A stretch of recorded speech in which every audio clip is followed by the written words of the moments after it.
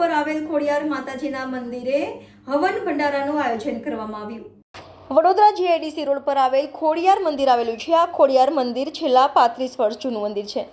અહીંયા યુવક મંડળ દ્વારા દર ચૈત્ર નવરાત્રિના 7મ 8મ નિમિત્તે હવન ભંડારા રાખવામાં આવે છે। જ્યારે આજે મંદિરમાં ફાગણમાં લોકગાયક દ્વારા સુંદર ડાયરાનું આયોજન રાખવામાં આવ્યું છે અને વિસ્તારમાં મોટી સંખ્યામાં લોકો આ ડાયરામાં ઉપસ્થિત રહ્યા અને ડાયરો નિહાળ્યો હતો। Reporter Rahul Rajput, YNN news, Vadodara.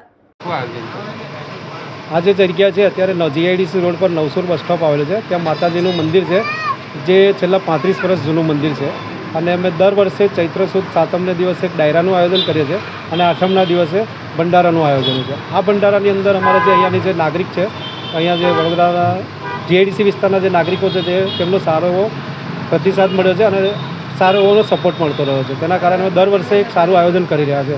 આજે શેનું આયોજન છે?